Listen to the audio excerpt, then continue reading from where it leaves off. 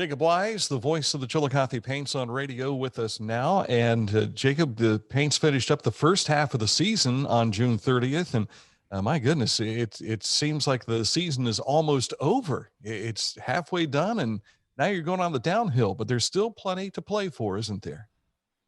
Yeah, absolutely. And you mentioned the season being halfway over.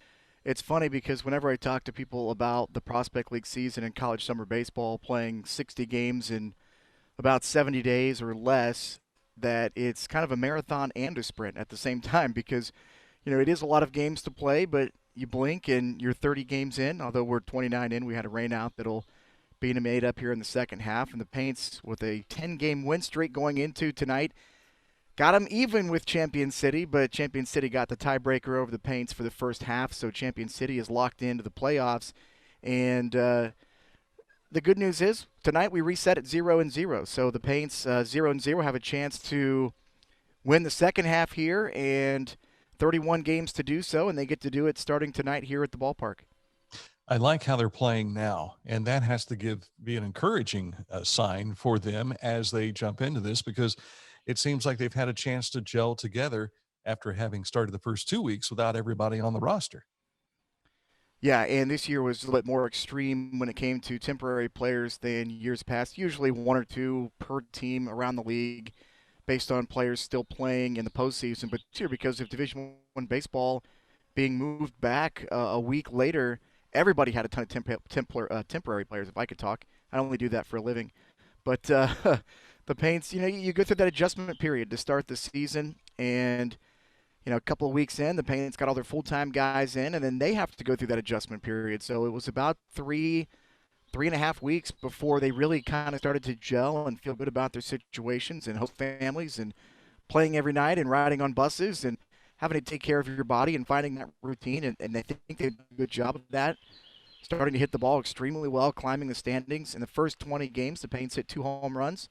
Since then, they've hit 16, and that's in the last 9 ball games. Ben Gabor hit a grand slam last night. That was their 4th grand slam here in the last about week and a half. So Chillicothe swinging the bat really, really well. Another double-digit run output last night, and the pitching staff has kind of been the lost, I guess, aspect of this run for the Paints is they've got that ERA down below 5 as a team. It's third or fourth in the league coming in now, so the Paints are doing a good job of holding their opponents as well. So even, like a couple of nights ago, the Paints didn't score a lot of runs, but they won 3-2 because the pitching staff and the defense did a nice job. So the Paints playing as well, maybe better than anybody else in the Prospect League right now. So we're really excited to get the second half started tonight.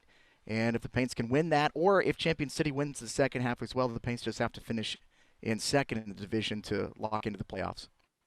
If people did not pay attention over the weekend, you had a 3-game stretch where you averaged a little over 20 runs a game. And that was pretty incredible ride. Yeah, and when you score 30 in one game, that certainly helps. But 30-2, it was actually tying the Paints' own record for most runs in a Prospect League game.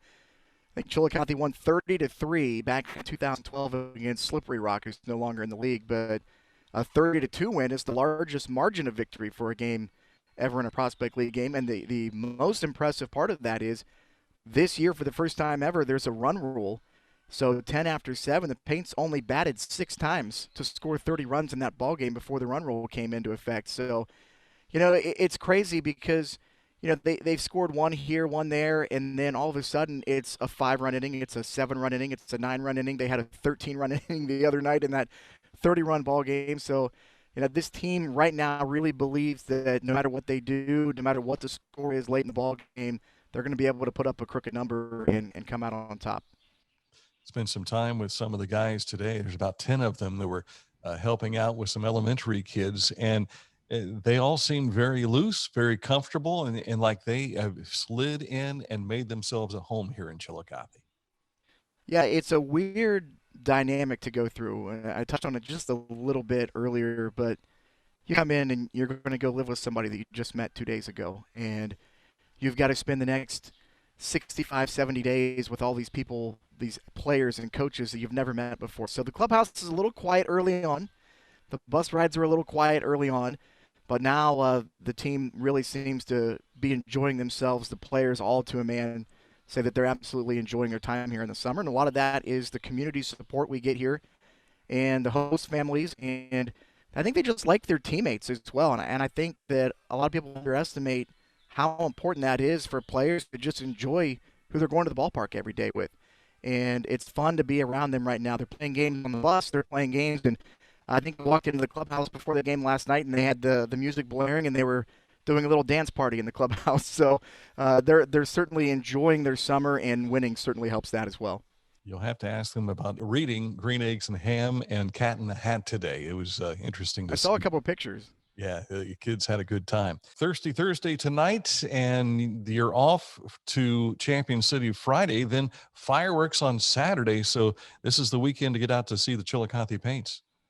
Yeah, I think today is the first of, looking at the schedule up here, the first of 4 straight Thursdays here at home. So every Thursday from now until basically the last Thursday of the month, I think we're on the road. But for the next 4 Thursdays, the Paints are at home. So Dollar Draft Beers here at VA Memorial Stadium. And, the fireworks coming up on July 3rd after the game. So that's something we're looking forward to. And then even the following week on Friday, on July 9th, it's our annual Veterans Appreciation Night here at the ballpark, which is, if you've never been, it's an event that you really don't want to miss. It's a really cool pre-game experience, in-game experience, but then also you get the game on top of it. So it's a really fun night at the ballpark.